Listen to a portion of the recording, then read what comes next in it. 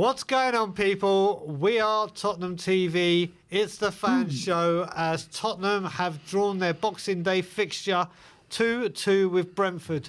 As in the watch along, it's myself and Ashmatic. How you doing, buddy? Man, I'm here, bro. I'm here. I'm alive. Second half, Tottenham have saved our Boxing Day. Trust me, because my heart was beating. I'm not gonna lie. Stomach was flipping. Somersaults. There was a 12:30 curse. There was everything going against us.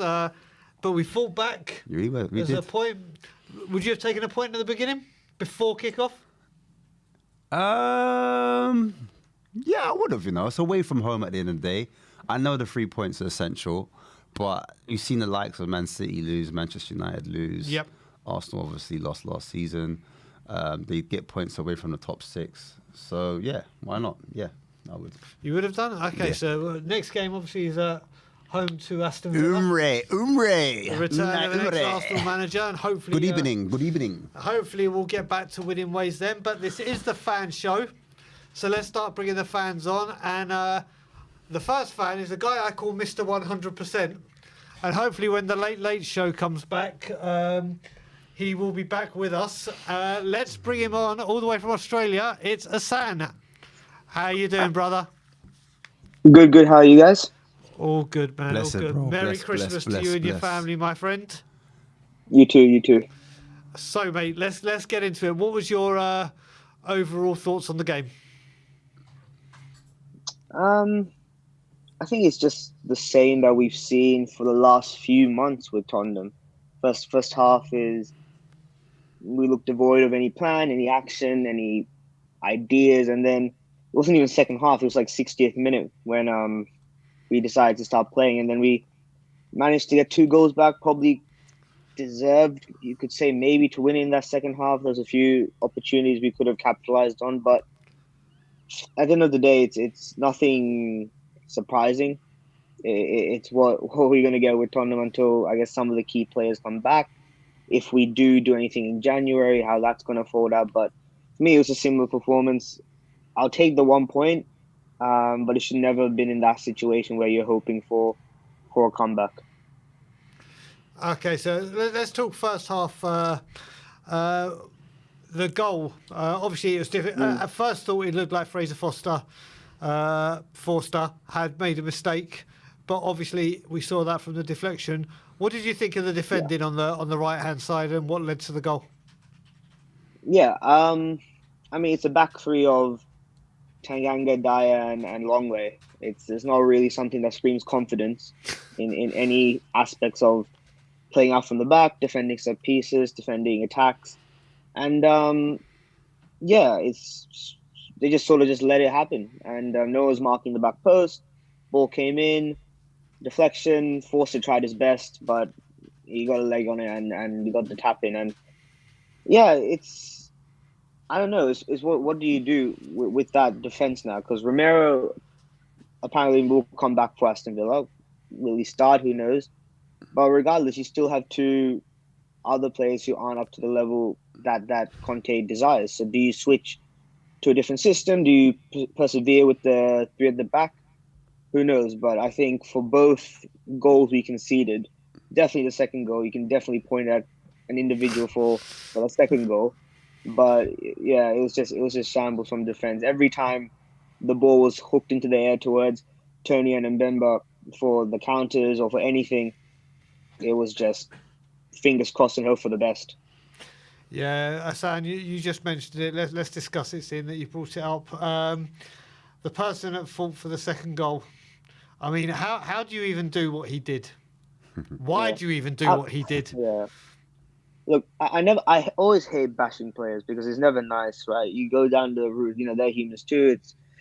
They're trying their best, I guess. But some of the decisions he made in that small span of 10 seconds, one, no one was pressuring him, so there was no need to do anything other than touch the ball. He could have even let the ball bounce and just put his foot on top of it. And then he sticks his left leg out, so his weaker foot, and he then tries to boot it and ends up kicking it like backwards, not even to the side for a throw. He somehow manages to kick it backwards for a corner, and I just knew it was going to be a goal. It just had to be a goal. And again, no one marking the back post. Longley was just in no man's land. Højbjerg was caught sleeping, and Tony got a tap in. And that's going to happen. I think that's our 9th time going 2-0 behind, which is not a stat you want. Sixth It's game not in a stat. row, Hassan. 6th game in a row we've conceded 2. Oh yeah. But like going down 9th, I think Yeah. 9th game in a row. Yeah. Yeah. And for a manager like Antonio Conte, who is sort of known for defensive stability, his back three is probably not something he's too pleased about, and it's definitely not helping with his style, the fans' perception of his style. Because let's be real. I think in today's game, there's going to be a lot of blame put everywhere, and I think deservedly so. You have obviously the owners for not fixing our defense, giving Conte the players he needs. The players themselves, I thought they were really lethargic. Yes, they came back from the World Cup. They're probably tired, but come on, you've had a bit of a rest, right? Players like Højbjerg, they're eliminated in the group stages. Fair play to Perisic.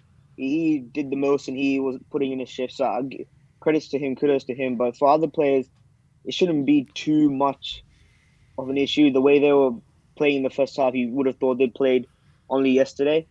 And then, of course, you go on to Antonio Conte, and he's not devoid of criticism. I think he will have his fair share of blame with how just there was no pattern of play I saw in that first half. And you can put that down to players, but there has to be some emphasis on him as well. And I think the blame can be shared out to everyone today. And now we have Aston Villa to look at. I don't want to say look forward to, because I'm definitely not looking forward to it. But it's hopefully Bentancur's there, hopefully Romero's there, because and just one other thing I want to touch on is Basuma. Okay, that was going to be my next question. I think we have to have a chat about Basuma, because that first half, I don't know who I was watching, if I'm being honest with you. Like, this is the guy that I saw rip us apart when we played Brighton last season in the FA Cup, when we played them at home.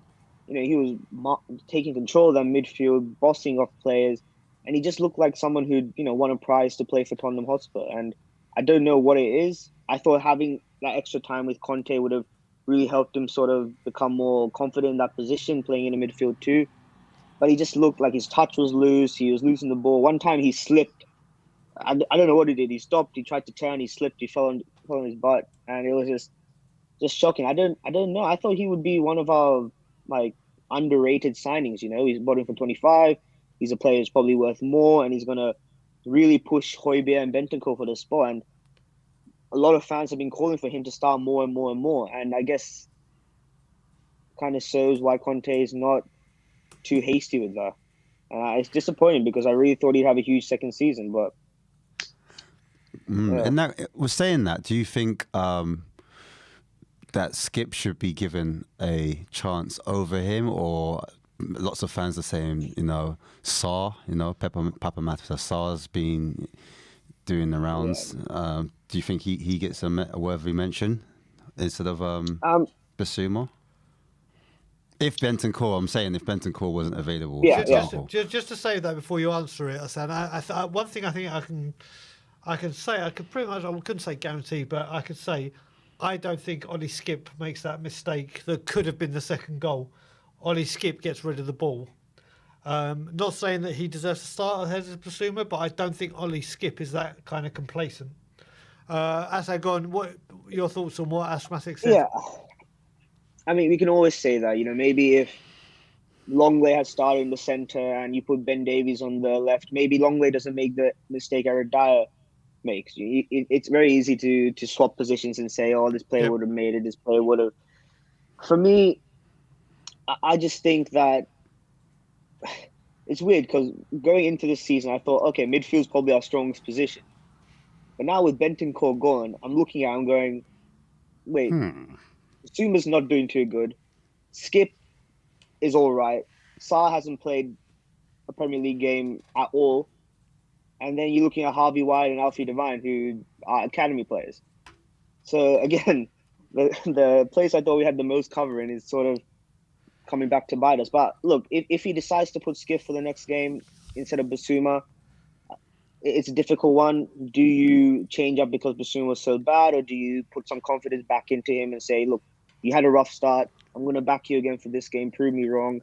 It's a fine balance, and that's the decision Conte's going to have to make as a manager. For me, I just hope Bentancur's fit. Even a 75% fit Bentancur, I would hope could start, because all our midfielders are similar. They're defensive minded, but they can, help with attack. You saw with Højbjerg with his goal today. But I just think Bentancur has that ability to drive the ball up a bit better. He can beat men one-on-one, and he has a bit of a dribbling sort of ability to him. Well, at least in the last few months, and I think we definitely. I've just seen Newcastle 2-0 up, so that's great. I was just about, I was just about to say 17 minutes gone. Almiron back on the score sheet. Almiron's back again. And Newcastle, who are apparently going to drop off, have started with an absolute bang. And I think, right before I leave, I think one. You're not leaving yet, Hassan. I wanted to ask you very quickly, obviously, about the comeback. Yeah, the comeback. Look, I have Twitter just to see, what Spurs fans are saying. This sort of dichotomy of Conte out or Conte in or great comeback or what the hell is this? And for me, it's cool that we got the comeback. It's cool that we got a point from it, but I don't want to be sitting there for 50, 60 minutes on my phone because it's boring, right? I want to be looking at the game going, okay, well, what are we doing here? What are we doing here? Oh, we've created chances, or we missed a chance. Or I don't want to be in that position where we have to come back every single time. And I don't think the players want to be either. Imagine you're Harry Kane, right? You just missed a penalty that may have sent you out of the World Cup. You come back, you're ready. Okay, I'm going to have an amazing season, second half of the season with Spurs, and we go 2-0 down in 40 minutes or whatever, 60 minutes it was. And he's probably thinking, why even bother? Thank God for him and his. I mean, that header was an absolute quality finish. But I don't really care about the comeback, if I'm being honest. And that might be a bit negative. People might not like that. I'm praising that, but I'm just sort of fed up with it. It's an excuse that people are using. That mentality is great, but that should be a normality, right? It shouldn't be this added bonus that you have great mentality. You're a professional football player playing one of the best 5 leagues in the world, being paid so and so, working under this manager in this position. You should have that mentality to go, okay, we're not going to lose the point. So for me, it's not a real big thing for me. I appreciate that we got the point, but it's not like, hurrah, yippee, yee-haw. There we go. Just before you go, just to add one last thing. Do we not give Brentford any credit? Or sorry, that's my bad. That's my bad. Is it all Spurs? Sorry. Yeah, no, I'm just asking the question. I'm just here to ask questions. I thought wrong. Brentford knew what to do. They knew Tony physically was amazing. They knew Mbemba had pace, and they knew our defenders were, to put it politely, shit. And so that's what they did. They tried to find them, whether it was kicks from the goalkeeper, whether it was passes, through the midfield, and we couldn't handle it. Tanganga could not handle Tony. Kept giving fouls. The amount of times Mbemba got behind, had he not dived from that Fraser Forster thing, it could have been 3-2, right? Credit to Brentford. They're a good team, solid team under the manager, whose name's escaping me at the moment. But yeah, credit to them. They put up a good fight. I don't think we helped that in any way, but I think it's fair to give credit to them. And, okay, one final question that I'm going to ask everyone that comes on. I don't want to know the players' names or whatever, but let's just say, in January we get 2 again like we did last season. All I want to know is you can sign 2 players right now. I don't want to know the players' names, their value, anything. If you could sign 2 players, what positions are you signing those 2 players in? Like I said, no names. A left-sided centre-back, and then push Longley to the centre, and a right wing-back. There you go. So one defender, one right wing-back. There we go. Yeah. Thank you very much, Hassan. And Hassan, I need to speak to you about what we were speaking about before with Tottenham on tour. Yeah, no, you have my WhatsApp, so you just message me on that. Yeah, exactly. I'll message you later on today. No worries. Have a great Christmas, mate. Enjoy the rest of the festive season, and I'll probably see you here when I'm doing the Aston Villa watch along. Love my bro. Yeah. All right. Laters, Big up, laters, man. See you guys. later, buddy. Big up, Hassan. Yes, I'm going to ask that question when everyone leaves. So have your two positions ready for me, and Ashmatic when you're about to leave. But we'll bring on the next person. Yeah, let's do it, man. So I'm it's pumped. someone I've done a lot of streaming with, someone that's a very big regular on this channel, someone that's coming to London very, very soon. I can see the smile on his face getting bigger and bigger and bigger. There it is. Let's bring on Dan THFC. Big up, Dan. How you doing? Yeah, you were talking about my smile. I did have a bit of a smile because it was Christmas, but then watching Tottenham, that smile went smaller and smaller and smaller and smaller and just disappeared. Merry Christmas to you and your family, mate. I hope you had a good time. So talk us through it. Talk us through what you saw. All right, so first of all, on Bissouma, I don't think that it's a system problem. I don't think it's a system problem because you don't need to be playing a certain system to be able to connect the pass 3 meters away from you. I really don't believe that you need to have a system to be able to connect the pass to Højbjerg that's 1 inch away from you. I don't think that you need to play 4-3-3 for that to happen. I don't. People blaming that on Conte, they're not giving him the freedom to play. I don't understand that. And I don't understand how this continuously happens. I don't understand how we can continuously go down 2-0 and then we come back. Like, I'm happy we came back, but at the same time, I'm so disappointed that this continues to happen. It pisses me off, man. Honestly, I don't understand what needs to happen for these players to have a wake-up call to say, hey, maybe we should be a little bit more solid in the first few minutes, in the first half. But Eric Dyer, I don't know how this man managed to find his way into the England squad. I do not know how he's managed to find his way into a professional footballing career. I do not know how he managed to find his way into the training ground this season. I don't know how Conte has allowed him to even walk back into the bus at the end of the game. He should be walking home. And when he gets back to training the next day, he should be locked out. They don't let him back in. They throw out his keys. I don't understand how a player can be so. I'm trying to find the word. Stupid. I don't understand how his decision making can be. His decision making is so poor, time and time again. I don't understand how the ball's coming to you and go, oh, I'm gonna beam it away, and then it bounces off his shin and it goes out for a corner, and then a cheap corner ends up costing you, and we end up getting scored on. It's the same story over and over and over again with this guy. The stupid mistakes continue to cost us. And that question that you asked, Hassan, right now, on whether Brentford deserve credit. Yeah, they do, but not that much because every single team does the same thing to us. It doesn't take a genius to figure this out. If you force mistakes out of a team and each team starts looking at us, it's like at this point, every single team in the league knows what they have to do to beat Tottenham. It's simple. It's so easy to beat us. And every single team knows it because every single team does the same thing. You say that, though, and I do agree with you, Dan, to a certain extent. But the thing is, and like you said, I don't know why it keeps happening. Because teams will score 2 goals, and it ain't enough to finish us off. So I completely get what you're saying. Teams know what to do, but then it's kind of it dawns on me: how do they know what not to do in the second half? Because somehow we keep finding a way. Dan, you're completely on the money. I mean, you look at that team today. What was your initial thoughts when you saw the starting lineup? Well, I wasn't too disappointed with the starting lineup, except for obviously Forster, but we can't do anything about that because Lloris just came back. Tanganga was poor, and Doherty was not a regular starter. But you have the team sheet and you have the lineup, and then your eyes go down to this bench. Oh my God, that bench was dreadful. That bench was absolutely horrendous. Like, bleached my eyes. I just looked at that bench, and it was just the ugliest sight I've ever seen in my life. Like, the fact that you've got that type of bench, and then you're gonna question Conte. Just looking at that bench, I don't know how Conte gets any of the blame. Just with that bench in general, what is he gonna do with that type of bench? Bring on Lloris. That's the only player that can bring on and make a difference. He's the only player in that bench that can come on and make a difference. Well, actually, to be fair, Sanchez came on and he was pretty decent. The bench was dreadful. Quick question I've got for you, Dan. And I know we've already said, basically, it's the players.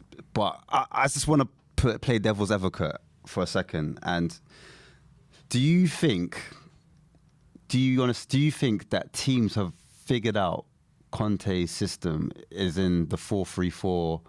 I mean, the 3-4-3, should I say, and the 3-5-2 systems that we deploy. Do you think that teams have figured it out? Is that the reason why we keep going down to these 2-0 leads? I think it's more of not the system. I think it doesn't have to do with the system that they figured out. I think they figured out that if they question Tottenham and they make them, and they could force them easily to make individual errors, because they're just forcing them and letting them have more of the ball. And then when they make the stupid errors, which they inevitably will do, they take advantage of them, because the system, it's worked with a bunch of other teams. It worked last season. It could be that they figured out the system, but I don't think it's that. I think it's figured out if you ask questions of Tottenham and you put the ball on their feet and tell them to do something, they can't do what they're being paid to do week in, week out for a professional career. They can't do it. So they just figured out if you ask them questions, they can't handle it. But in terms of why they always come back, I think it has to do with Tottenham. I don't think we have a goal. I don't think we have a vision. Like that Tottenham team, it's not like we're aiming for top 4, because we already got top 4, and I think we will finish top 4 this season. So I don't think the players have a target of top 4, and I also don't think the players have a target of going for the league. So the players are in a predicament where they're not motivated. They don't have a target that they want to go for, and it's very visible. But then when they go down 2-0, I don't know what happens. It kind of becomes like a target for them, and they then want to go to the game. That's what my theory is. Why? Also, one other question I have as well is why like first half of the season we played in periods.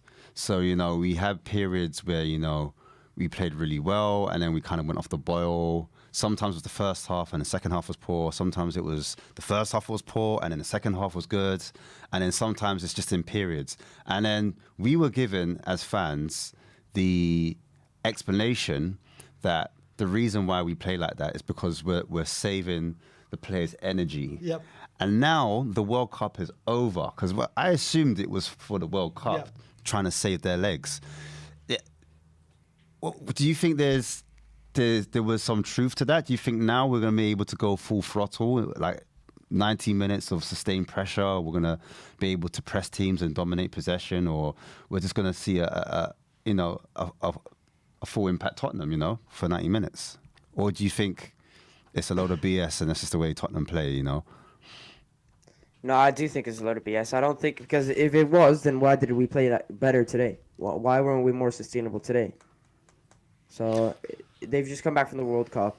I understand that there's a few players that still haven't come back, and maybe you can make the argument that they're tired. But look at Perisic. My guy he should be in a retirement home right now with his age, and he's just come back from playing the full World Cup all the way to the third place game, and had a great World Cup. He was fantastic in every game that I watched him, and then he comes back and is one of our best players today. So that's not an excuse. The players have to come back and they have to be firing. We pay their wages at the end of the day. They're being paid to be professional footballers. I don't know why they need motivation to come back and be firing on all cylinders. Dan, we've had a super chat coming in. It's someone like your good self doing something. It's from Neville saying, "Hi guys, my son and I are coming over from South Africa to watch the Spurs versus the Gooners on the 15th of January. We're so looking forward to it. Costing us a lot to come though. Hope we show up." Neville, hope you enjoy the game. Hopefully you can come and find all of us. We all sit in the South Stand and by the goal line bar. Hope you and your son enjoy it. But how are you feeling about this, Dan? With you this is obviously a big day for you as well. Yeah, but honestly, I think I'm praying on the fact that when it comes to derbies, form doesn't really matter. Because if we continue this form to the North London derby, then we're going to get waxed. We're going to get completely waxed. And let's talk positive now. Obviously, Harry Kane came. First half, the commentary was saying he had the fewest touches, including both goalkeepers. But then Harry Kane did what Harry Kane does. And what a fantastic header. Great cross from Longley, but what a fantastic header, Dan. Yeah, 100%. And Harry Kane's the type of player that he could be non-existent the whole game. This is what I say about Harry Kane, though. If you don't supply him, then what are you going to expect from him? And he didn't get much. He didn't get anything throughout the whole game. And then when he did get something, he put it in the back of the net. That's the player that Harry Kane is. He was a little bit he was very inexistent the whole game. But then when he gets the opportunities to score, he puts them away. That's just Harry Kane for you. And I'm proud to have this guy as a striker. I don't think the hate that he's been getting for the 2 penalties. I want him to come back and prove everybody wrong. I think he will. I think he's motivated now to come back and prove everybody wrong. I hope that this miss, the penalty miss for England, was not something that will bring him down, but something that will push him forward. So what you were saying, wasn't it? Like he needs to have a monkey on his back to spur him on, kind of thing, and G him up. He's that type of character. He's a leader. Where he just proves doubters wrong. Yeah, exactly. And I think he has to have that in his head. Otherwise, like you said before, Dan, some of the players have no motivation. And I think that's his biggest one. Yeah, it would have been a bit poetic if we would have gotten that last penalty. And then it's Harry Kane scores. That's what I said. And then it's all down to a penalty. Harry Kane. And then I was on the stream. I was on the stream with Dietrich. I was on stream with Dietrich. I don't know. You know how Dietrich is. My man. And I was like, if he scores this, please score this. And then Dietrich's like, oh, he's gonna blast it over the bar. Listen, do you know what? I don't know because we were too busy talking. Did that even go to VAR? The long elbow. Not even. I don't even. No. And the other one didn't go to VAR either. The one that they grabbed him down and did an NFL tackle to him, and they do all the time and they don't call it. I don't understand it. Against Watford last season, there was one of those that was just like that, and it wasn't called either. I don't know why they don't call those. I don't know if the referees are waiting for a shirt pull or something, but he just tackled him to the ground. I don't know what they're waiting for to go check that. All right, if you check it and they say no, I can't blame the ref. But how are they not even going to check that on VAR? The inconsistency of VAR is mad. I don't understand what's the point of it if you're not going to use it. Dad, I have to ask you this because before I ask you the final question, a good friend of mine, Adrian Strocker, has just put something in the chat saying Kane is now 4 goals behind Greaves. Can you imagine if he gets that goal when you're here in the North London derby and becomes Tottenham Hotspur's all-time record goal scorer in the North London derby? I mean, that place will be going absolutely bonkers. I'm saying it. I'm going for it now. What do you reckon? You reckon he's got a chance of Kane hat-trick? Do you reckon he might break it before then, or he's gonna North London derby? He'll get the goal that makes him Tottenham's record goal scorer. Well, we have 2 goals. He has 2 goals. We have 2 games at the moment until the North London derby. So it's Villa. He could get a goal against Villa, then Crystal Palace. You could also get a goal. You got to add Portsmouth in there as well. Oh yeah. So there's 4 games. That counts as well. Oh, okay. Yeah, it's all-time goal scorer, sir. Will he be rested for Portsmouth? He might be rested against Portsmouth. You'd imagine he would be, or you'd hope he would be. Depends on Richarlison. Yeah, it's true. But if he's on 3 goals, if he's on 3 goals and we bring him on against Portsmouth, I'm sure he'll score. I honestly think he'll get it before the Arsenal game. But to be honest, it would be very poetic if he does get it against Arsenal. But at the same time, against Arsenal. Yeah. You know the tears, the Arsenal fans' tears would be very salty if that happens on a penalty. It'd be worth it just for that. But Dan, just before we let you go, like I said, you're the manager. You can sign 2 players this January. Forget their names or whatever. What positions are you getting the 2 players in? So I can bring 2 people into Tottenham. You can bring 2 people into Tottenham. I'll bring a new chairman. I agree with that completely. No, I would go for a right wing back and a center back. But if I had 3, I'd go for an attacking midfielder as well. Jeez. Okay, but the top 2 priority for you is right wing back, centre back. Yeah. Yeah. There you go, Dan. Listen, brother, always a pleasure. Can't wait to meet you in person when you're over here. And enjoy the rest of the holiday season, my man. Come on, you Spurs. Gary Kane off free kicks. And he took one, didn't he? He did. He took one. He's not listening to you, Dan. Yeah. Right, that was Dan. I forgot to say, everyone go and give his channel a shout. He's such a great guy that puts out great content. Dan THFC is where you find him. And look who we got coming on now. The second Mr. 100%. Get ready, everyone. Drum roll. It's me. It's KPV. Finally, KP has come back to We Are Tottenham TV. How you doing, brother? And how's your Christmas? I would say Saturday was better, but didn't enjoy the evening on Sunday. Christmas, not good. The big man didn't even get me what I wanted, so still not good. But only Bloody Saturday Santa. half of Christmas better, but still Avatar with a friend. But yeah, but other than that, all good. But I then wake up for this and see us drop points again. I bet you those lot down South just as well are happy because they're playing West Ham later. Like, I don't give a fuck about those two playing later. This is Tottenham, and we drop points. And this is the second time we've drawn against these lot since back in April when we didn't have a shot on target. And Mm. like we've now not won at their place. Like, why was Tony starting? He shouldn't have started because he knows what's happening to him. He's been charged by the FA for betting or something, and he scored. Like, he scored two at the empty had, as we call it, and then he scores against Tottenham. Like, he's on fire, but he wasn't in the squad for England. Like, September, Gareth selected him. He didn't get a single minute. Then the World Cup squad gets announced. He wasn't selected. Like, and people still giving Kane abuse about that penalty miss.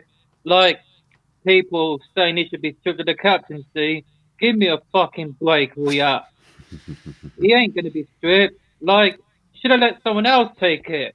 Like, Rashford didn't even come on until God knows when. But like, I couldn't be more proud of the boys. As I sent you a message on WhatsApp, Brian. Like, Yep. wasn't a result we wanted, but couldn't be more proud. Like, look forward to 2026 because you know what's happening. Your boy is coming to Canada to watch the World Cup. Yeah, we Your look forward to boy. seeing you. Well, I look forward to seeing you in Canada then. But let's talk about today's game, KPV. What stood out for you today? I think there's only one thing that stood out. That long lay, a great pass, and Kane does what he does best: headers, and a record is broken. He's got another record. He's now finally scored against Brentford because Son normally does, but Kane has finally done it because they're the only team he hasn't scored against because he scored against every team he's played and he scores. But Yeah. look, and Hoiberg like scores, so that's four. But Bentancur should be available for Villa. And like, yeah, so I want to say happy birthday to Hugo Lloris, 36 years old. Happy birthday, Skip. So he didn't win the World Cup, but yeah, so he didn't win, but congrats to Romero and well done, fella. Like giving Mbappe the grief for laughing at Kane missing that penalty. So how do you like them apples, Mbappe? KPV, Like, what was your thoughts on Eric Dyer's performance? every like Elias is his number one fan. He's been defending him. Like, I don't want him at the club anymore. Like, not good. He's been costing points, and he kicked the ball out for a corner. Just glad he didn't do what he done against Liverpool, heading the ball and giving it to Salah. Like, another shocking performance. Like, he shouldn't start. Like, no thanks. When Romero comes back, he'll Uh, probably start here, but him and Dye always seem to start together. Like, I don't know why Conte's starting Dyer because he's been shocking. Last season was his best season, he said, and yeah, we got top four because like we bought Bentancur and Kulu, and I think yeah, when Romero comes back, he's probably going to start ahead of him. But we all know Conte makes those choices. I don't provide life insurance. I have to say, Newcastle have gone 3-0 up Who against scored Leicester. this one? Joe Linton is even getting on the goal sheet. He normally saves that goal for us. KPV, your thoughts on your man Kulusevski? I thought he played brilliant. Like he got an assist last week against Nice for Doherty, but he was brilliant. I know Ben and Sim are gonna give him a 5 or 6, but I hope they don't because otherwise there's gonna be trouble for those two when I come on tomorrow. But Kulu, brilliant performance. Now I wanted to win to end off 2022, but a draw. I wanted to win, but I wouldn't. I'll take a point. But we got Villa at home. Kane loved the goal.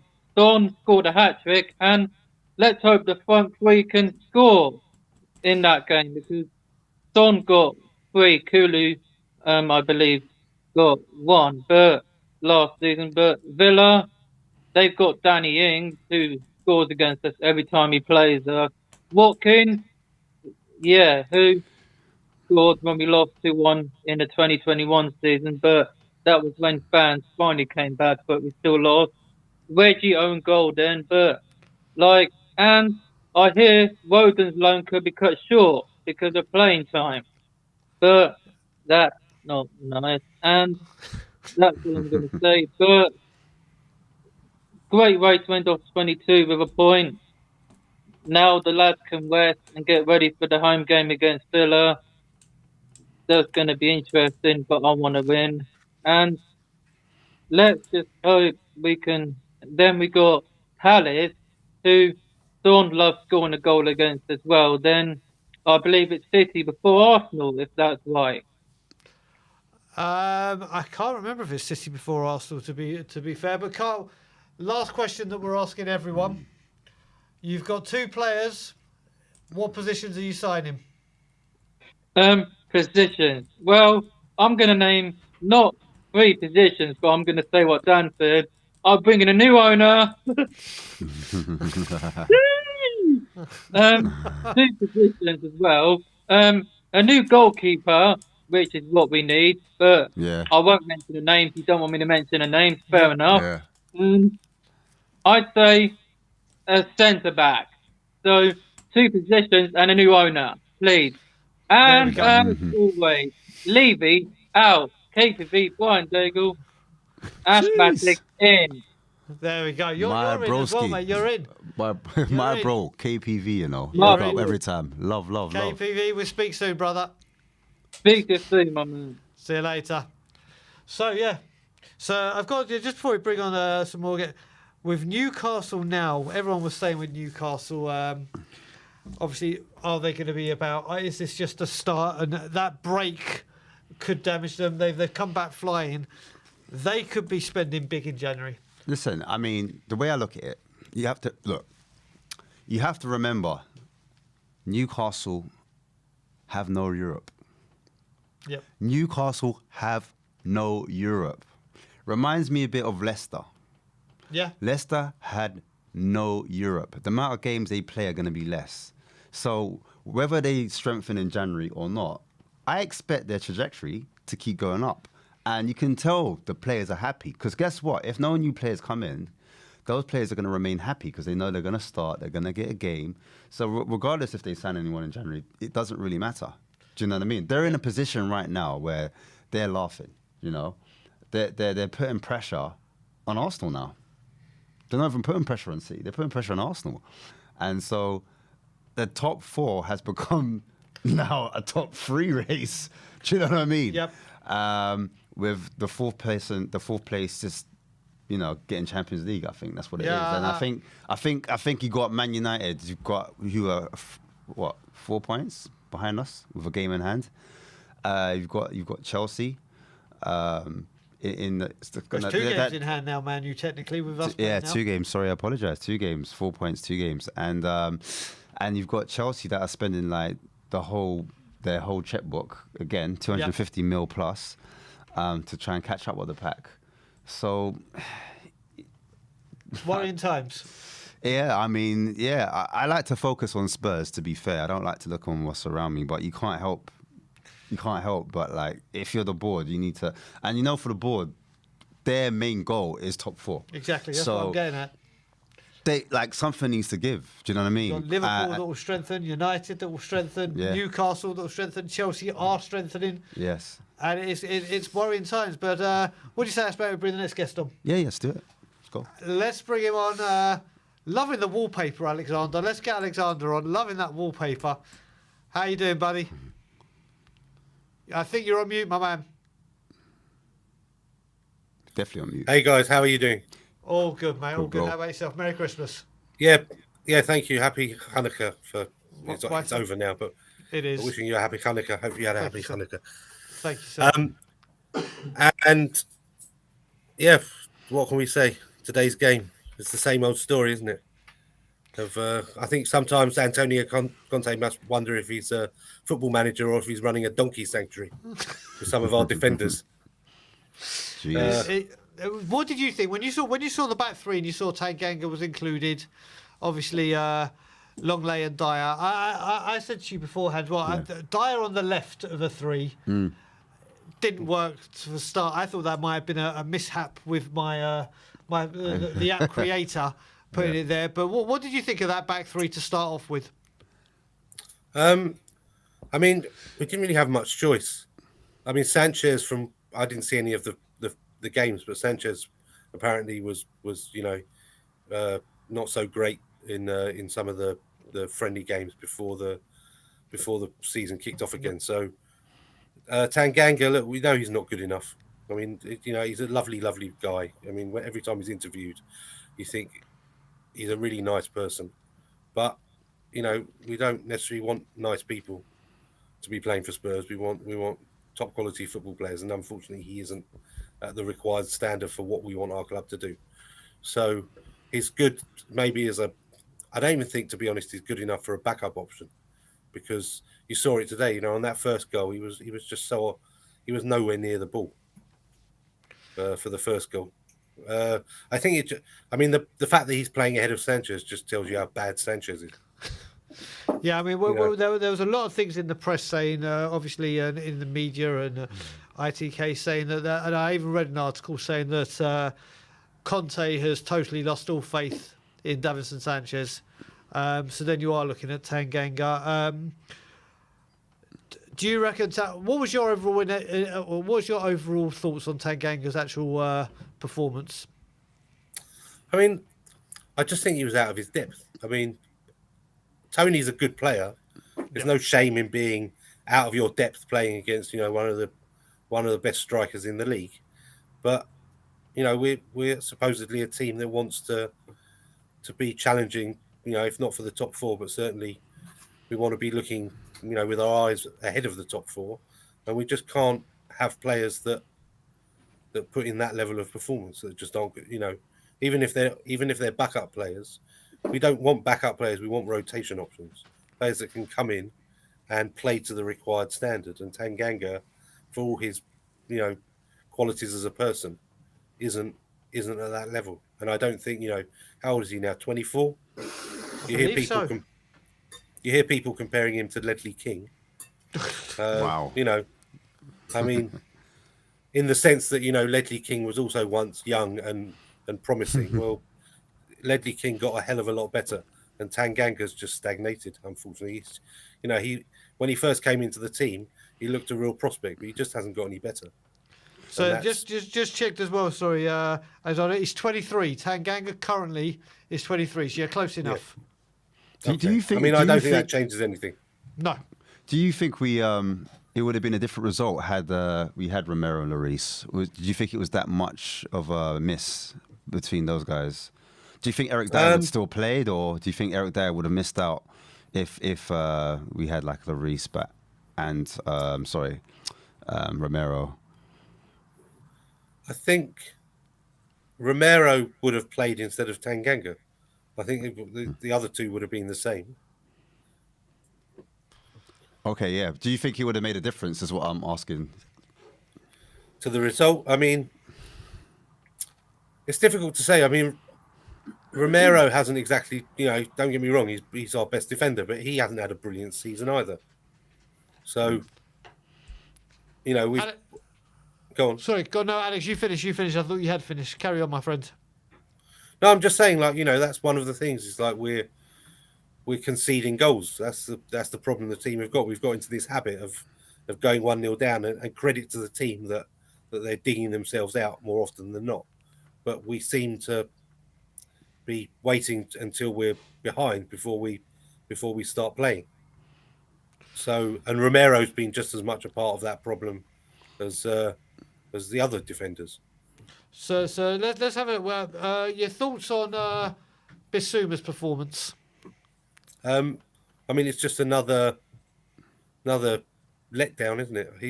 I sound really negative, but sometimes when you're a Spurs fan, There's not all that many positives, are there?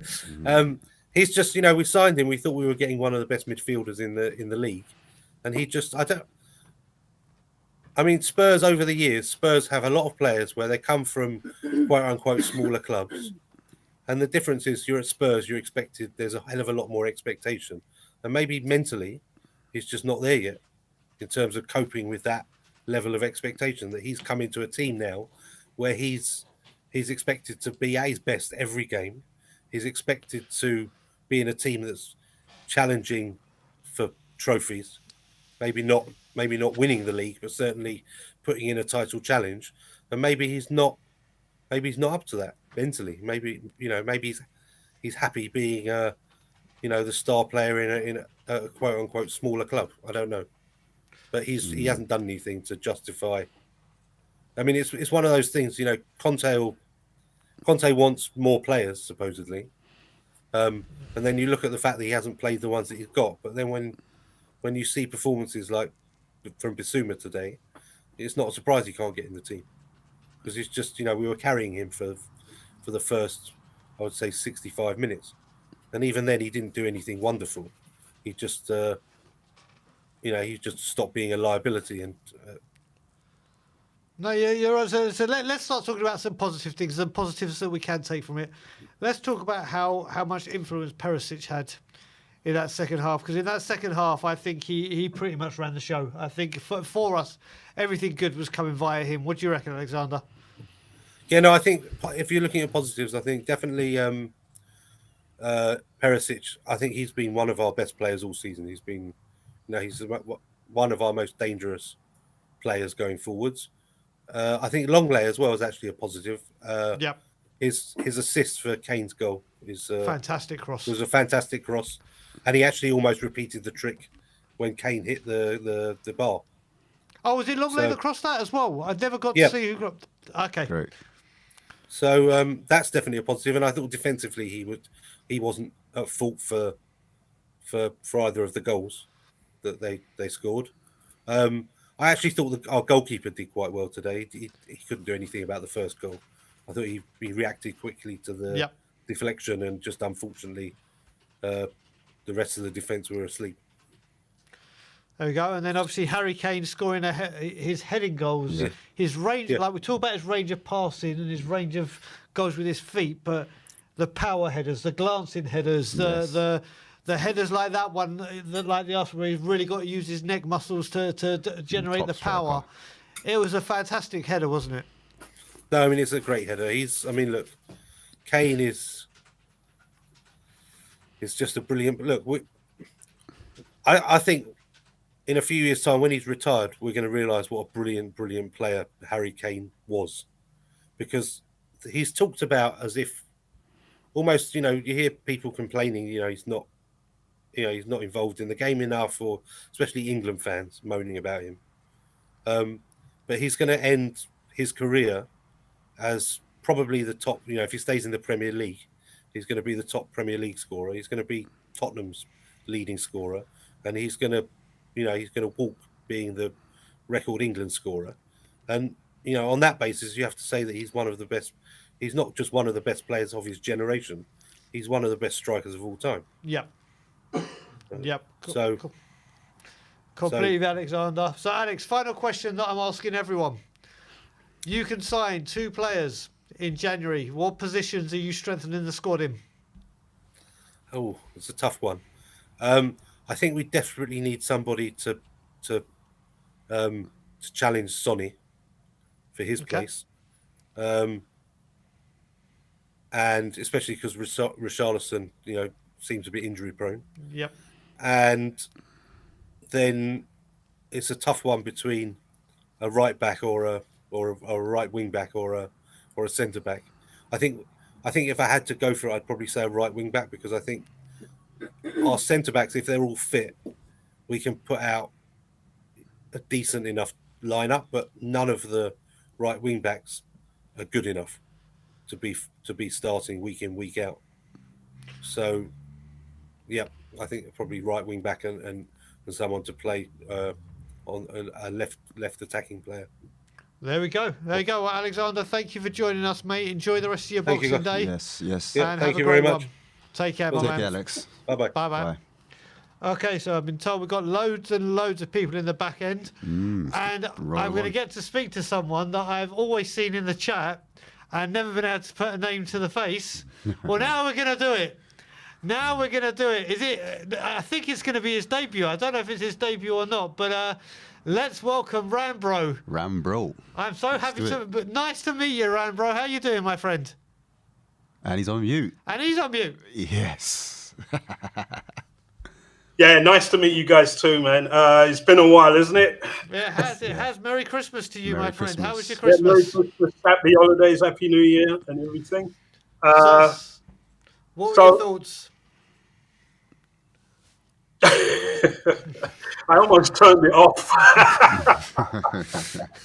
That would have been an eventful watch long if we did that, wouldn't it? We just got So what are your thoughts?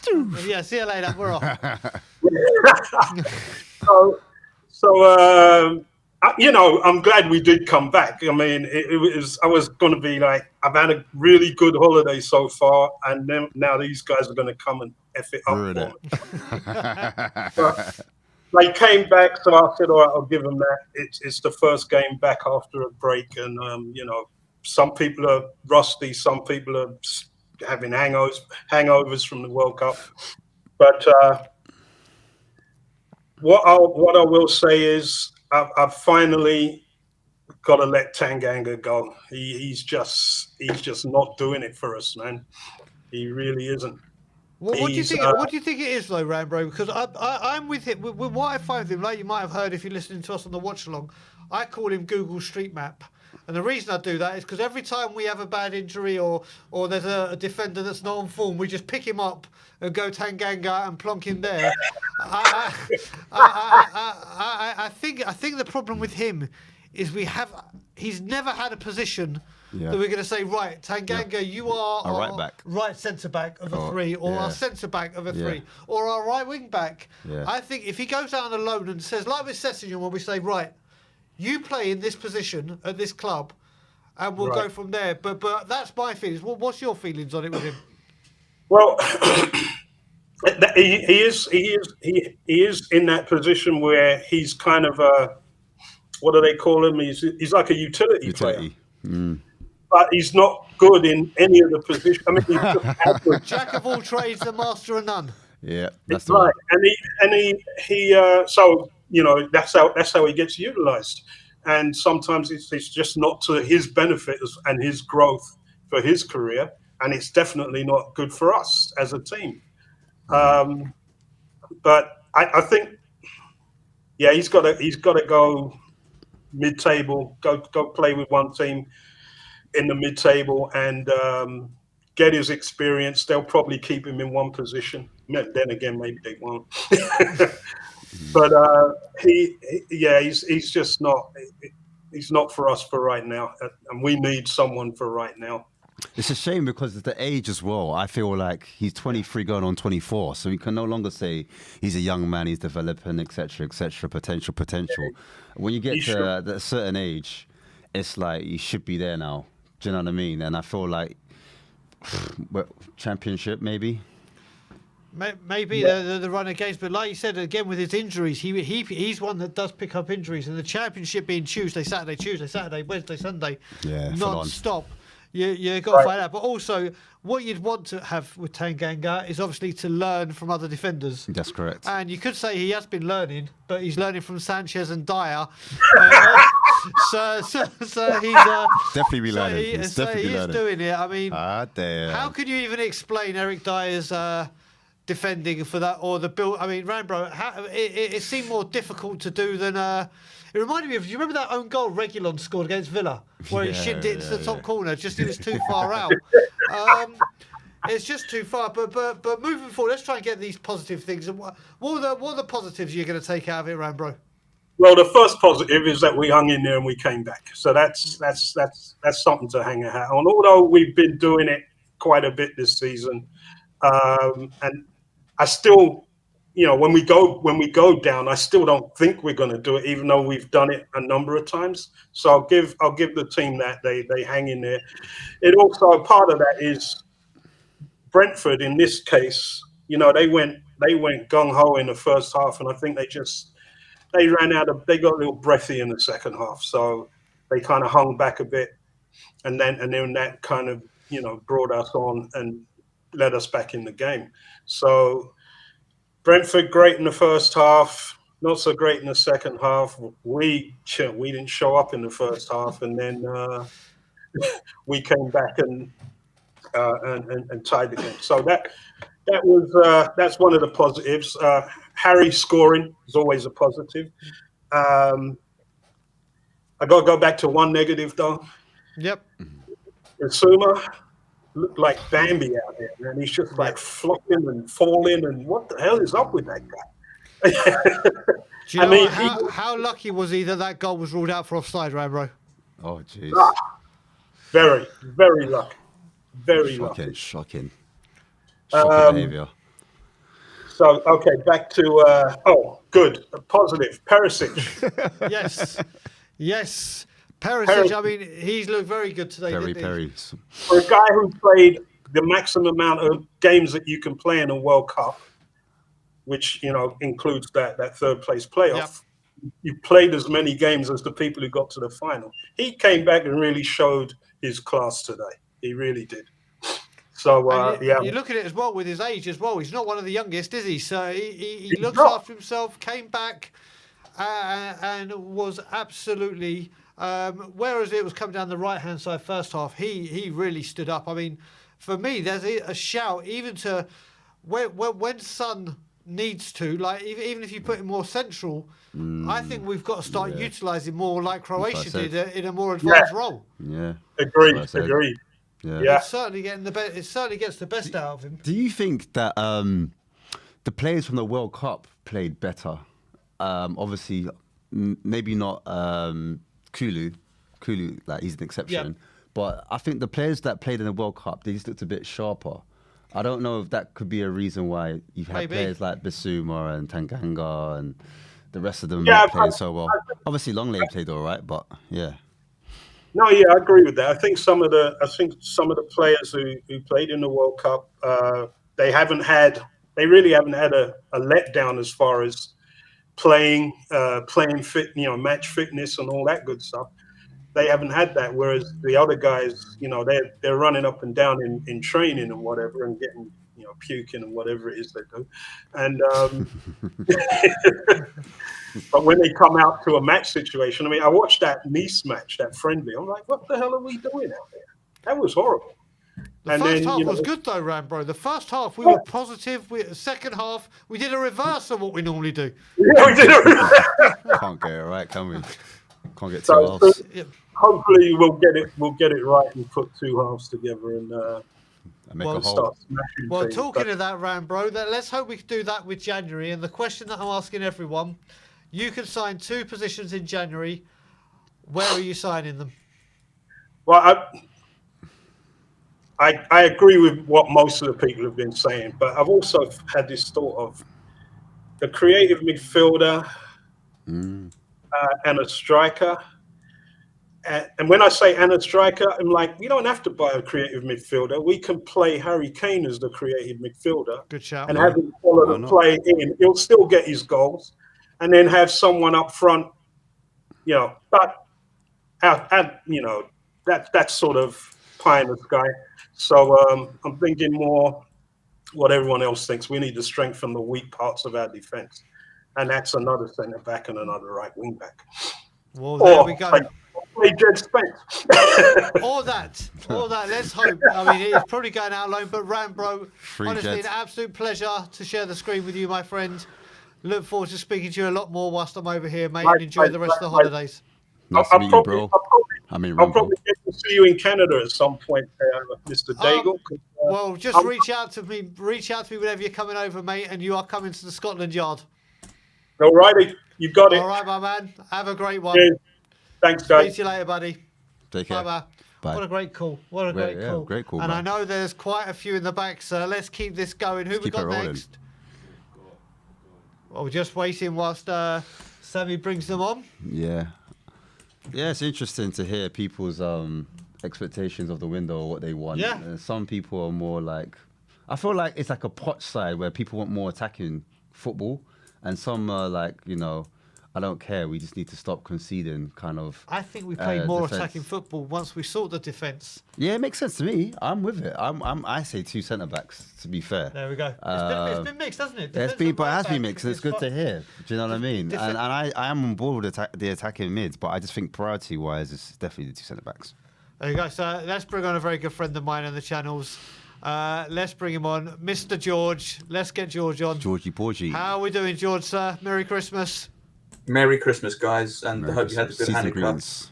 Did indeed. I was actually at a Hanukkah party last night for my nephews and my niece at the synagogue doing donut making and waffle making. It was a lot of fun, actually. I ate a lot of waffles. Lot of waffles. Can I come next year? You can, of course you can, my man. Thank you. But George, let's get into this. Thoughts on the first half of Tottenham and the second half of Tottenham. And the second half of Tottenham. Look, it's a great comeback, obviously, but we were playing a tough side there. Whatever anybody says, they beat City at the end of the break. So it was always going to be a difficult game. My problem is that in that first half, the whole team just did not look as though they were really committed to the tackle or to the possession. Or really trying to stamp their authority on the game. And overall, I can't, to a certain degree, blame them for that, because it's that element of feeling that you're defending that goal properly that allows you to push on and push forward and be more creative. If you don't have any confidence in your defense, then you're always looking over your shoulder. It's always going to take you that split second more in order to think about what your next move is going to be.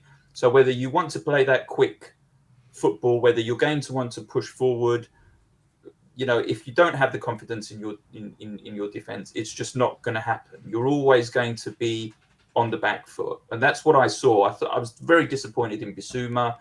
I'm waiting for this guy to come good and establish himself in the same way that he did with Brighton. And each time I'm saying to myself, he's going to come good in the next game. It's not working. Whatever is wrong there is something which hasn't clicked. And I'm getting concerned really about his positional play, his focus on the game. And it's whether it's him not quite clicking with Højbjerg, but I seem to recall he's had a couple of games with Bentancur as well that again he just didn't look quite with it. Really, I mean, we needed a win today to get back into our stride. We didn't get it. Thankfully, we managed to salvage a point. But I do have real concerns now about building on the platform we've got. We need to buy heavily and we need to buy quality in January. And if we don't achieve that, I'm not sure that top 4 is going to be an option now, the way things are looking. George, keeping this on Bissouma, what I don't get with Bissouma is whenever he comes off the bench, he's having a major impact in games. He really is transforming games and doing and it's like, that's what we bought, that's what we want to see. But every time he gets his chance to have the 90 minutes, we see a completely different Bissouma, don't we?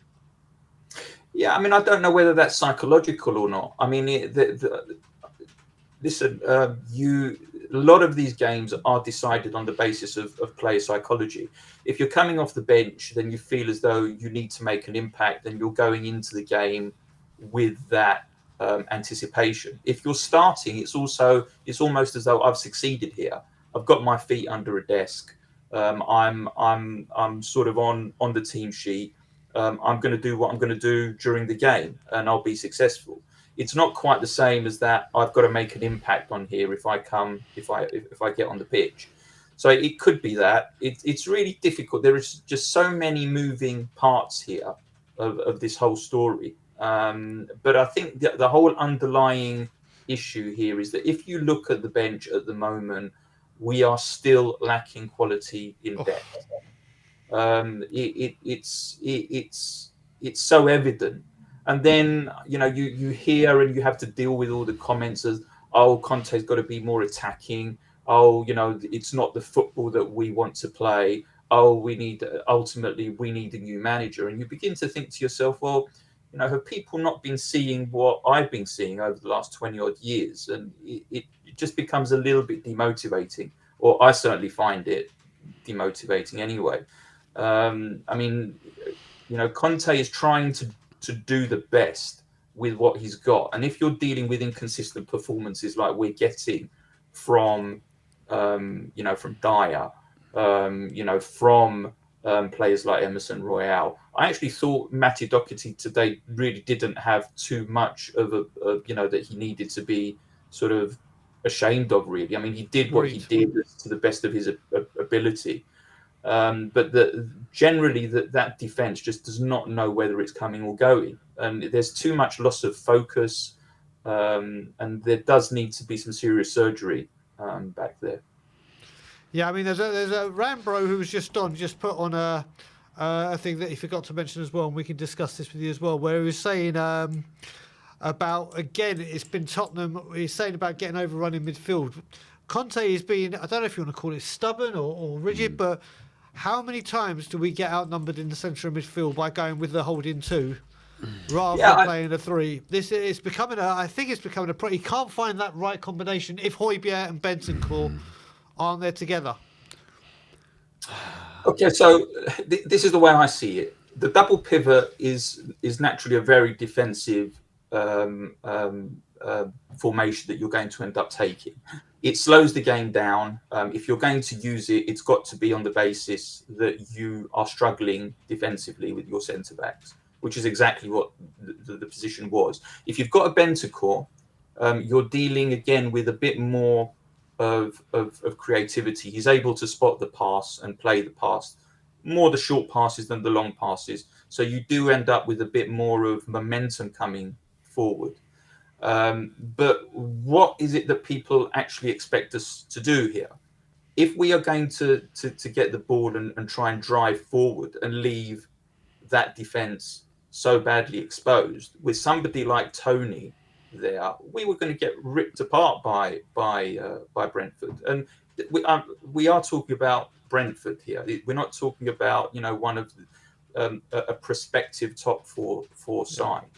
But ultimately, going back to what you were saying with Rambro's comment, yes, I agree. I think you do need a more creative midfielder in there who is not going to not just give you the ability to create something going forward, to play a pass in behind the defence, or to use that sort of ability to play between the lines, but just to have a presence there that the opposition is going to look at and say, well, I've got to mark him.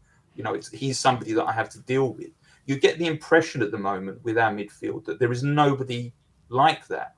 Højbjerg was starting to kind of generate that role in the way that he was coming forward earlier on in the season. But again, I think they have now strict instructions that they've got to protect that midfield because of the lack of confidence. They've got to protect that defense because of that the lack of confidence in it. I think if we had actually gone gung-ho in that first half, there's a good chance that we would have come away maybe 2, maybe even 3 down. I mean, it was so clear to me that that defense was out of sorts and wasn't focused on the task at hand. Well, we were talking this behind, weren't we? When we were talking about when we were saying we were talking about how many signings do we need to be back in the realms of like peak Poch and playing and having the squad we could believe in then. And we were saying you had the back four, but that back four was locked down, was superb, the tightest defence. And then even to get near that defence, you had to get past Dembele and Wanyama. And because of that base, obviously the front four, the good old desk, could just do what they wanted to do. There's the freedom, wasn't there? And it's just lacking here. Yeah, look, I think we're trying to make a bit of an unfair comparison. I mean, that back four had a flying Correct. Danny Danny Rose Walker. and Carl Walker. I mean, the press that was being utilised. I mean, cast your minds back to that, to the hammering that we gave Man City when they came to White Hart Lane that time. The control that we had over that game, when we scared them witless coming forward. But it also incorporated something that people don't quite remember, and that was Eric Lamela had an absolutely blinding game there in that central of midfield, able to take the ball and do everything with it, whether it was create, whether it was to drive, and it gives the feeling to the other side that we need to crowd him. Well, if you've ended up committing 2 or 3 players to one player, the space then leaves in order to create more is invaluable. And at the moment, we just don't have that. We don't have anybody who's coming from that central Dynamic midfield midfielder. position that is really ringing alarm bells with the opposition. Correct. Sonny just quite isn't doing it now. He had moments of doing it, and you can see that compared to the beginning of the season, he's getting back into the swing of things. But if we don't have a Kulu, which is what happened a few weeks back, we literally have nothing creativity wise. So you're relying then on a weak wing back approach in order to drive that ball up the pitch. And when you've got not great quality there, then again you're really gonna sort of come. You're not going to get very far. So we've got a super chat coming from Neville. Thank you very much, Neville. George Ashbasic, answer this one. Back 3 or back 4, only Romero fit to be there from a first team perspective. Longley good from the bench, no brainer. We need quality. Yeah, listen. Again, I have this debate with friends when I'm watching TV, and the one thing that really grinds on me is that people just saying, "Look, Conte's bad tactics." I mean, for crying out loud, I mean, how many times do we have to blame the manager here? And I feel like a stuck record. Every time I come on, I say the same thing. How many times are we going to have to blame the manager in this situation?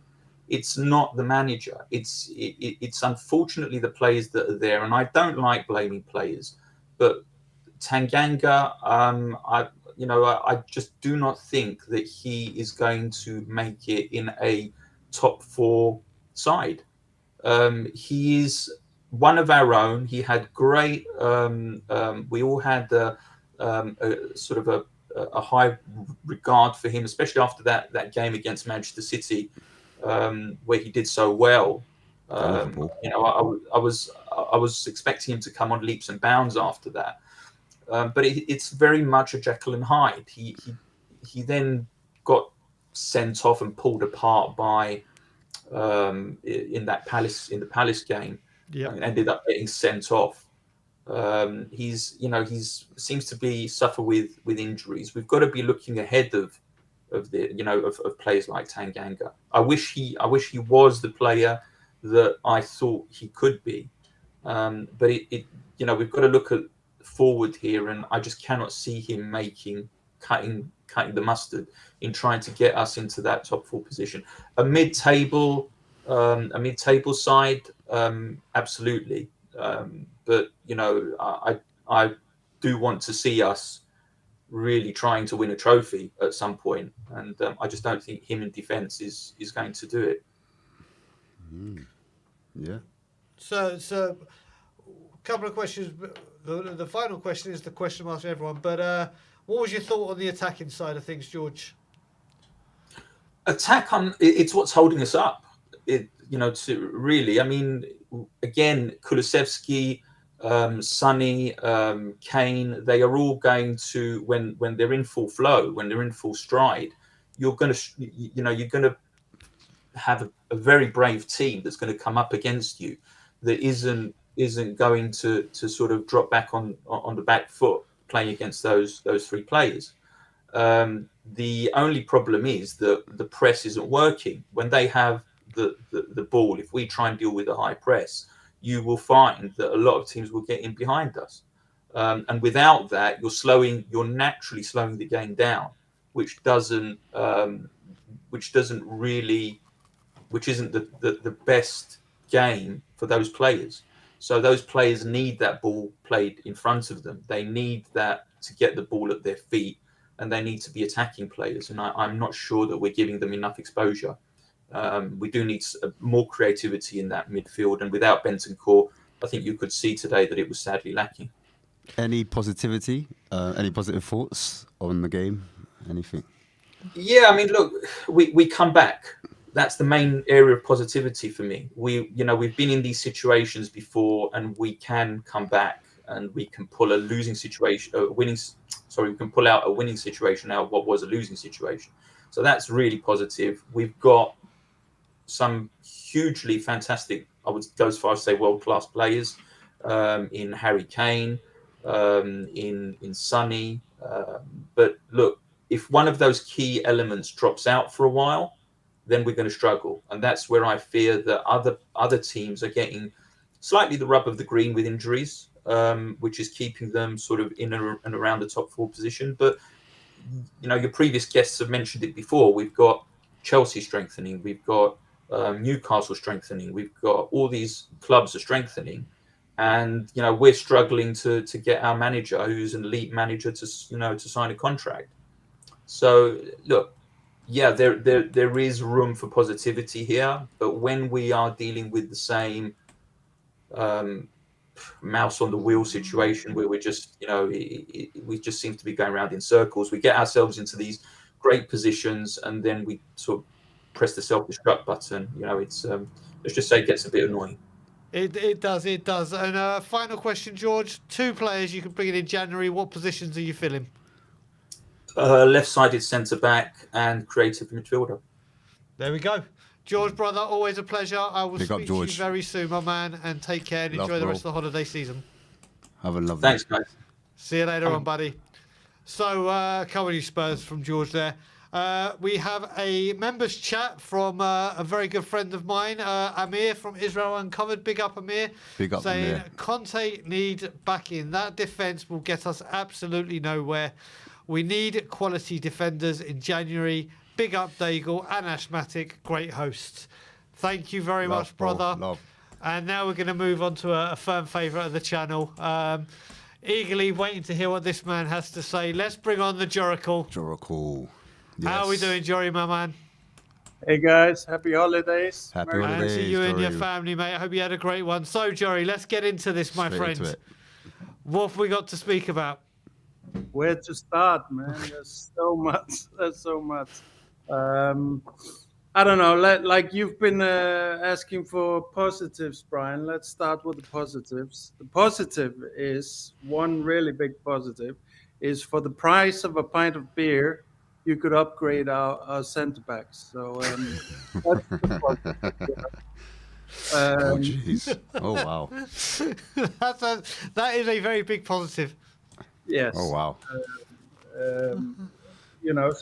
And I'm saying in it jokingly, but that there is actually a point to it with it, which is that not for much money, we can improve this defense quite a lot. So that's maybe the positive, especially since we are hearing the usual whining out of our board and Levy. So hopefully we can still get some business done.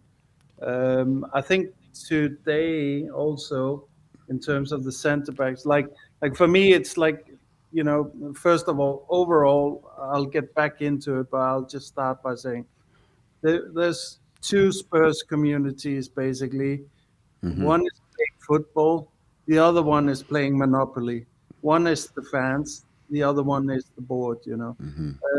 Monopoly is not the way to win football. It's the way to win boring, conservative, risk avoiding capitalism. You can win that, yeah, sure. And we're winning, so we're happy, I hope everybody's happy in that regard, because we're playing a winning game in that regard. We're taking no risks, and we're making more and more money every year, and getting further and further away from the football glory.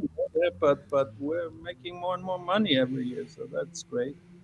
Um, but I mean, today we're just back to the same structural issues as always. Which is like this defense that we have is not able to withstand any amount of real pressing. And in terms of pressing as well, it's also good to see that we meet these teams that show us how you're supposed to press, because our press is most of the time pretty awful, and pretty wasteful.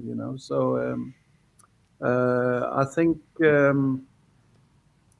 You see, like what I think Conte did today. Actually, people are surprised by his lineup, and people are surprised by Foster and stuff like that. I think Conte have seen enough of Lloris, Dyer, and Sanchez together on a pitch that he will never ever accept to do that again, and that's why you're seeing not Sanchez and Dyer starting together. And I also think it's a good opportunity for Foster to get a start, and also to maybe be a viable competition for Hugo Lloris, and hopefully it will make him improve even more. I thought. Jory, quick question. Sorry to interrupt you. If Dyer's out of the squad and we have Davies and Longley in the squad, do you think the result would be different if Dyer's dropped? Do you think Conte would ever drop Dyer, or do you think Dyer continues on against Aston Villa? Is he really the mainstay for our lack of defensive woes at the moment? Yes, because you have to play Dyer in the middle. Really, I think he's proven that, and like that's the only place where you can hope to get good performances out of him. If you play him anywhere else, it's a complete liability. I mean, he's also a liability in the middle.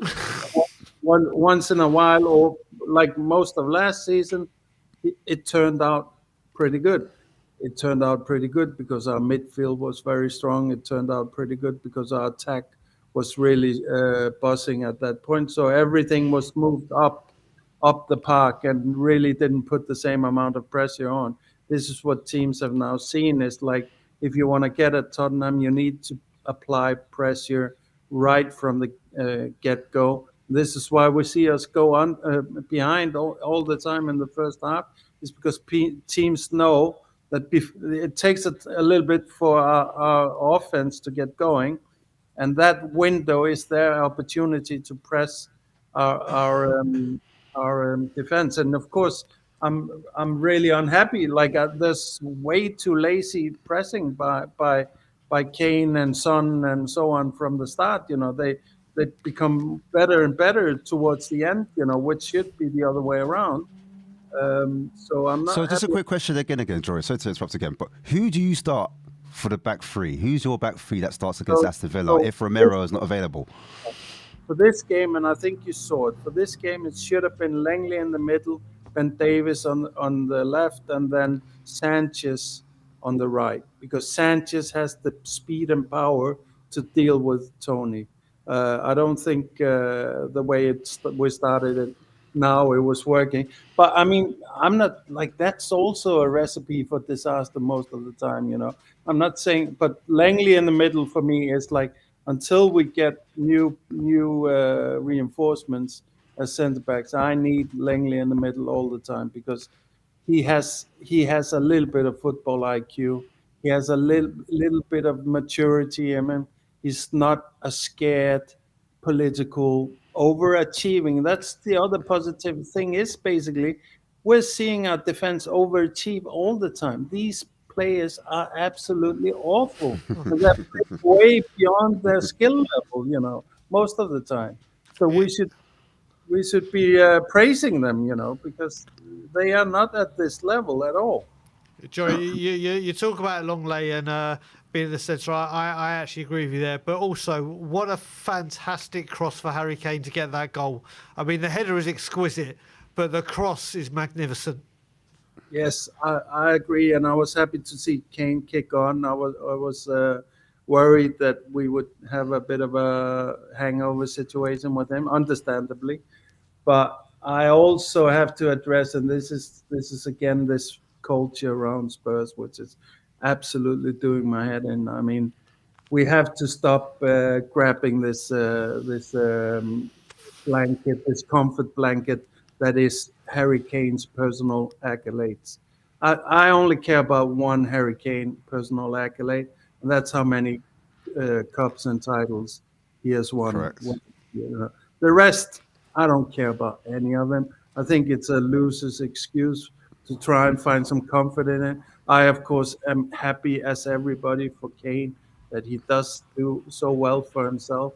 But I like the way I see Kane, and I'm absolutely like it's a done deal in my head now. Is that Kane is an absolute brilliant guy and person, and a pretty selfless person most of the time.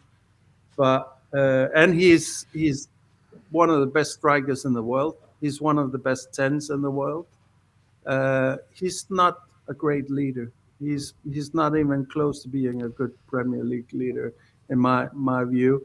And this is what Spurs in general throughout the years has always suffered from, is the lack of real leadership. You see these other teams, much lesser players than Harry Kane, and you see like we have one in our own team, which is Højbjerg.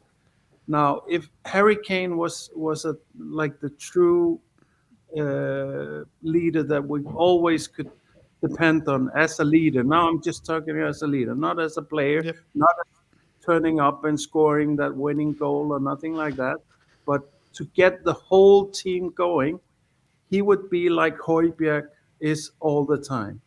Say hello to Hello, Jonas. Lewan. And that so our only real true leader in my view in that squad, well, I would say there's two and there's one emerging. There's, I would say, even Bentancur is now up to that level, but for sure Højbjerg is our true leader in that squad. And I would say the emerging leader is Kulusevski. He takes responsibility for how the game is going. I would put it on Son and Kane. It's not good enough for you to be out of the game for 60 minutes. It's on you to scream at the players that are not giving you service, to move, whatever, make it happen. It's on you to make those decisions.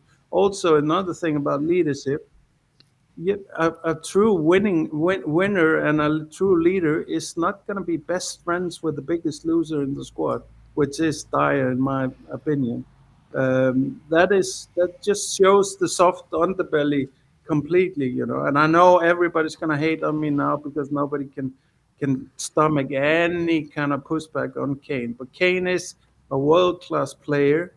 He is not and has never been able to burden the role of leadership. But I don't think anybody, we can see it with Conte. If anybody is a born leader, it's Conte. And he's not able to be that man in our club, you know. So I don't blame Kane. I think it's also an institutional thing, you know. Even if he had it in his blood, he's not able to put it in this club because it's always the same kind of, you know, with somebody, the squad might be playing football, but our board is playing Monopoly. You know, when it comes down to it, they won't get the push that they need to get over the line. So, Jory, talking about that and the board and obviously spending money, I'm asking you the question I'm asking everyone. You can bring in two players to sort this squad out this January. What positions are you getting those two? So I also wanna just end it on a positive note with that rant, which is that we came back, which shows a lot of character, and it does show character, especially from Kane in regard today. I would say, and I said it before the season started. I said we were risking the whole project. We were risking Conte. We were risking Kane and Son if we didn't get in centre backs. We didn't get in centre backs. What I said then is proving true, unfortunately. So for me, it would definitely be a question of getting two centre backs in this season. If we only can get one, like I don't want like the bargain bin stuff either. So Yep. I do think like two centre backs is really we need that now because we can tie us over with the goalkeepers we got through till the summer. But the most pressing issues, even before a right wing back now, is two centre backs and a goalkeeper. Why? Because our transition is not working. That's why Sonny is not nowhere to be seen because we Good have shout. it's the slowest transition in the Premier League right now, and that's with some really technically gifted fast players like Sonny, like many of our midfield players, and so on. It's only when Bentancur drops way down and carries the ball through everything, then we have the fast transition, then we have explosion from Sonny and so on. So even though Sonny is responsible for making his own luck, he is not the profile that he has is not working with this slow ass transition that comes from players that are not able to simply handle the ball. You have to start with players that want to compete in every encounter, then the level of skill, then maybe the IQ, then you can talk about the specific profiles after that. And I think we're failing on the first three on so many levels. So players that are not going into the challenges and so on, that they simply don't have the footballing playing ability and absolutely don't have the IQ. When those three things are like the rest doesn't matter. So yeah, for me it needs to be real, like Italian type fighting. Give me some Slavic, Syria, centre backs. Bellucci, Yeah, Cellini. yeah, Skriniar. Yeah, Yeah. Skriniar. Skriniar's the one for me. Skriniar's one for me. But Jory, always a pleasure, my good friend. I will see you very soon, hopefully in London very soon. Yes, hopefully, Brian. Take care and And you. great show, guys. Asthmatic, That's shout one. out. Yes, Big bro. up to both of Big you. up, big up, big up. Levy, you can go. Go on, Jory. There you go. Go on, I'll do it with you. Go have a Merry Christmas and all of that. Yeah. Jory, have a great one, my man. I will speak to you later on. Bye-bye. Bye, buddy. See you later. Top man, that man Yeah, is. yeah, Top man, it is. Jory. How many more we got, Sammy? We got one more. We got Last the one. final person. I'm gonna pronounce his name. I'm sure it's gonna be completely, totally, utterly wrong. So I'm gonna say Elohi. Elohe. I was close. Elohe. Elohe. I was close. Hey, Elohe. How are you doing? I'm good. I'm good. How about you? Oh, 1 second. There's a bit of a. Is that us or is that them? Your connection's a little. Can you hear us? It's breaking up a bit, bro. Yeah, Yeah. we can't hear you. Can you all hear me? That's, Let me try. It's like it's cutting in and out. yeah. y'all Your hear- Feedback. Not quite. Elohe, I tell you what. Very quickly, try and sign out and sign back in again. Yeah, sign out and sign in. Sign we out might come and sign back in. again, real my quick. friend. Real We'll quick. wait for you. You're the last We're guest, here. we'll We're wait for waiting. you. We're waiting for you, man. We're not going nowhere. So whilst we're waiting for him to come back in, I do want to say something that George, me too. George mentioned as well. Yeah. And Go on. I want to talk about Matt Doherty because George mentioned it as well. Matt Doherty is one that comes in for a lot of slack, Yeah. and sometimes deservedly so. Yeah. But I think he actually Elohe's back. Let's see if Elohe's back, and let's see if we can get him back in and see if it's better. Do you want to bring him back in, Sammy? Yeah. Let's see if that's better. Can you hear us, Elohe? Yeah, can you hear me, guys? Oh, Yeah, now we're cooking perfect. with gas, my Awesome, man. awesome. How are you? I'm good. How are you? How was your Christmas, Hanukkah? It was good. It was good.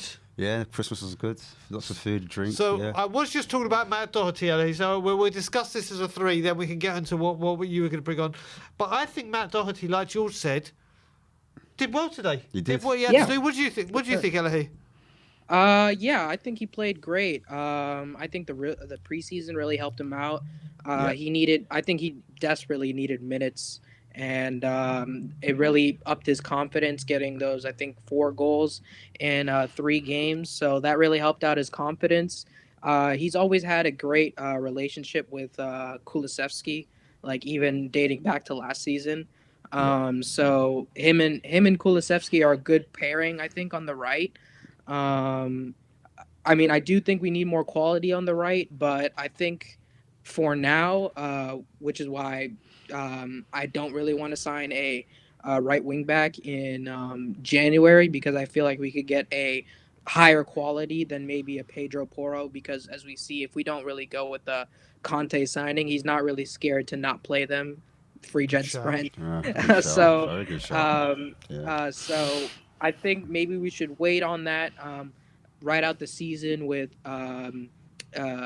Doherty on the right, and maybe look to strengthen in other areas in January.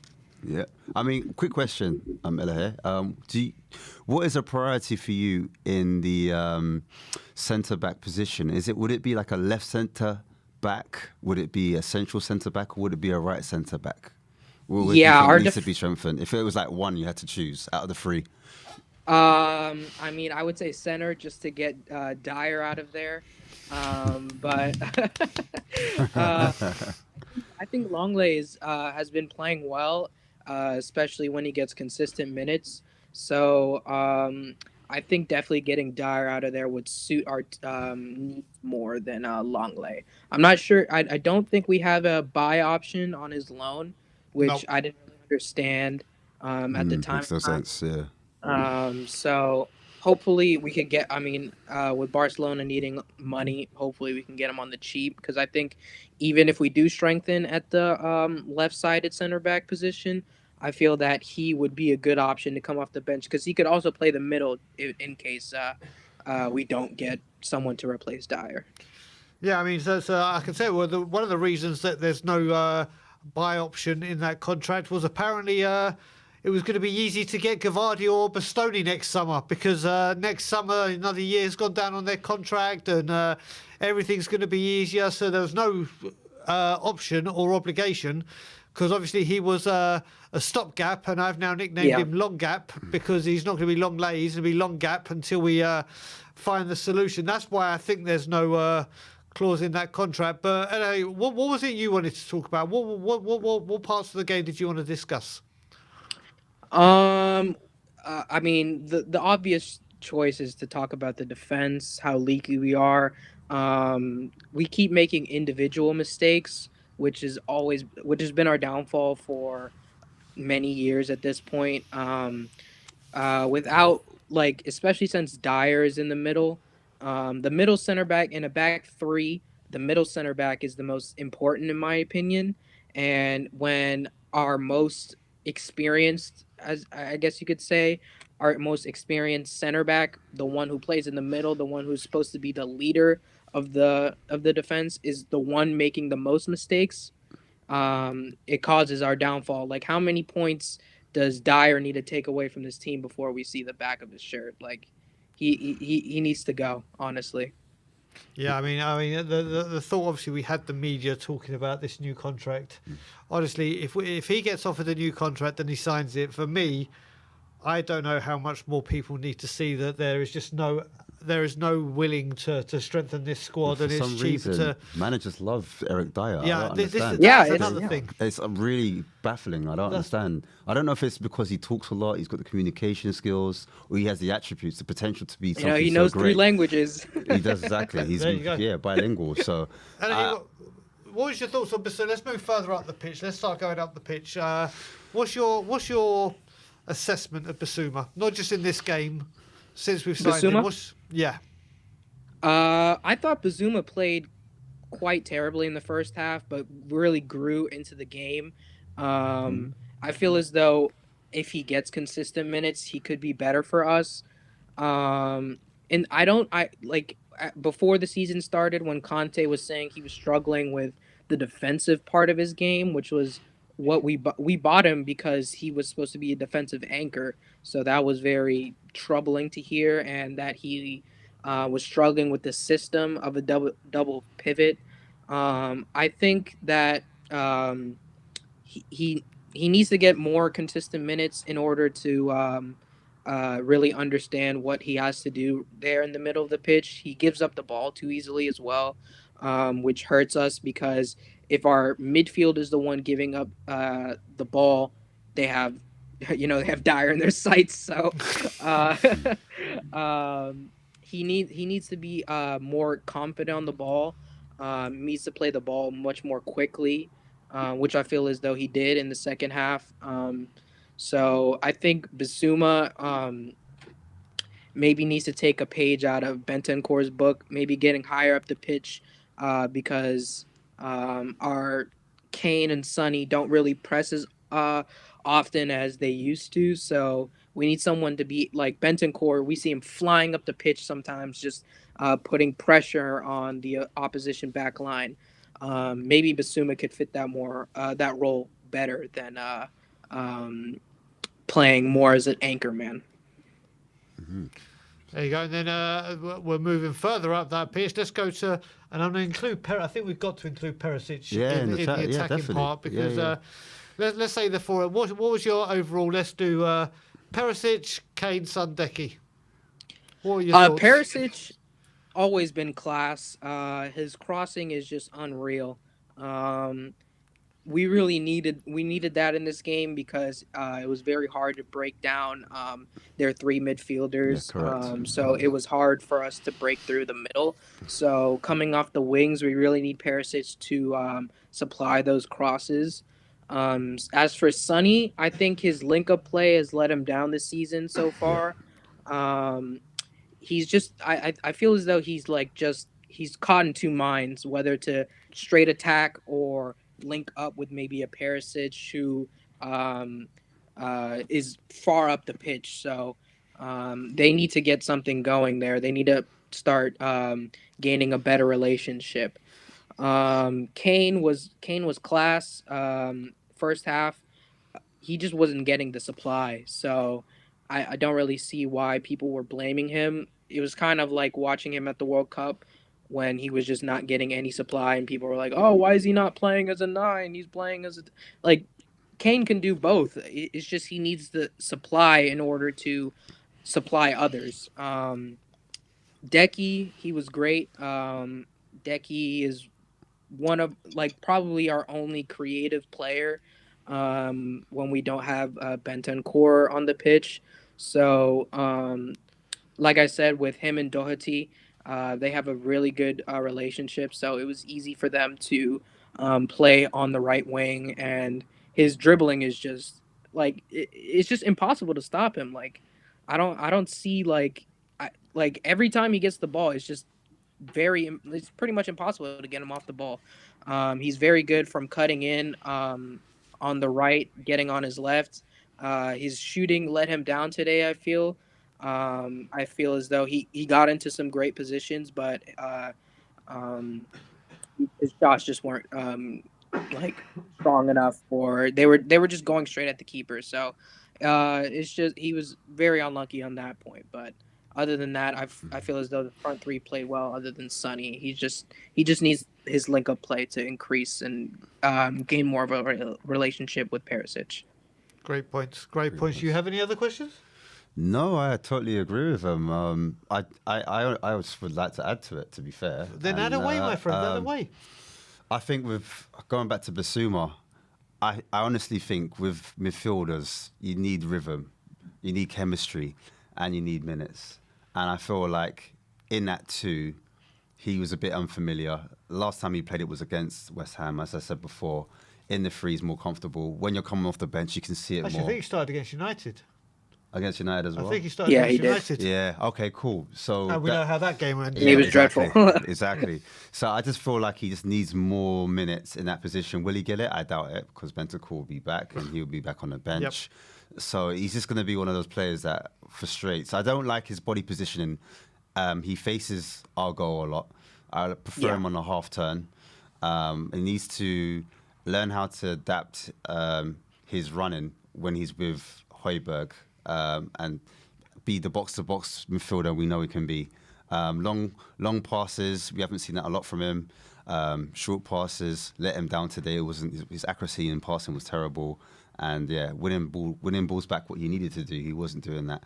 But yeah, as you said before, he did grow into the game. I feel like Perry had a really good game. Sonny, I want to get to Sonny. Sonny just, I think between Son and Kane, if they communicated a bit quicker and realised, let's just switch over because it's not working, because they've got no one feeding them the ball. Yep. In that first half, we could have done more damage a bit sooner. So Kane dropping in that hole and Son being the top man and running in behind, which worked so well last season and under Mourinho. Correct. If they just did that a little bit earlier, I think we could have hurt Brentford a lot more sooner. And also Kulu coming inside off the right a little bit earlier as well. That seemed to work for us in the second half when Kulu linked up. He was a bit closer to the front three, so the link-up play was a lot better, and that's why we were able to go a bit more direct, get it into Kulu or get it into Kane, and the transition was a bit smoother, a bit quicker.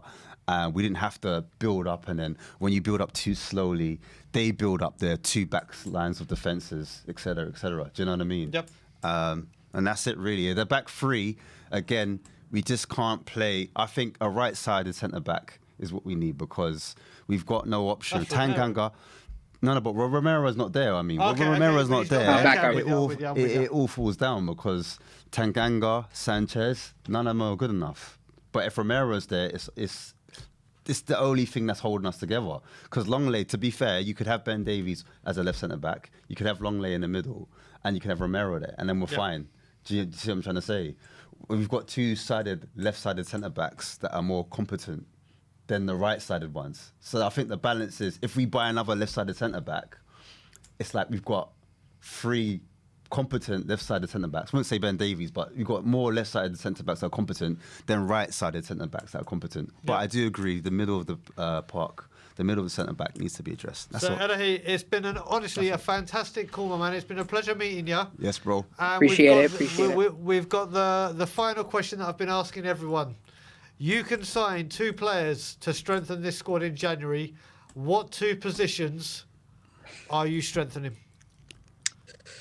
Ooh, honestly, I think Sonny needs some type of. I think we need a winger. Second person. Either side, because either Sonny or Decky both need competition there. I think Richarlison is better as a striker.